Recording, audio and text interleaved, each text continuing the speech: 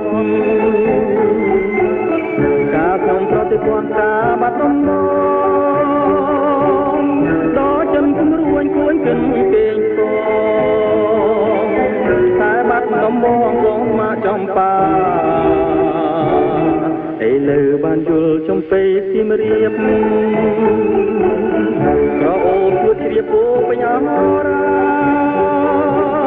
ลุงมองมาสบายពីរឿងស្នេហានៅសាចំបារៀមក្រៀមក្ររយព្រួយរយនឹករយសានទន្ទឹងពុំឃើញនំណាស់តែជ្រៀងផ្ដាផ្ដាកន្លងក៏ទៅជាយុខែឆ្នាំតើឲ្យទ្រាំចាំដេកទៅ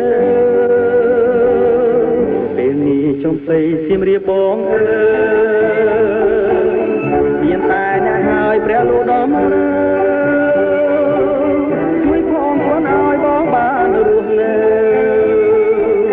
ជាគ្នាតទៅនឹងចំបៃអើ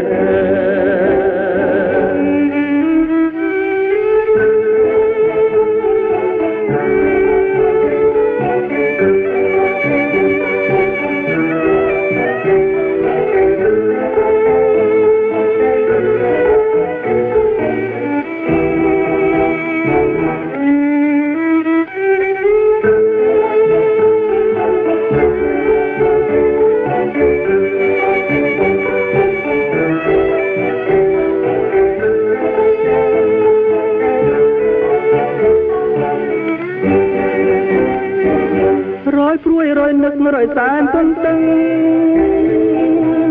ពុំឃើញនំណាំងដែលជ្រាបផ្ដាផ្ដាកន្លងក៏ទៅជាយុខែឆ្នាំតើឲ្យទ្រាំចាំដេកទៅពេលនេះចំបៃសៀមរាបបងអើយមានតែអ្នកហើយព្រះលោកដំជួយផងខ្លួនឲ្យបងបានរស់នៅ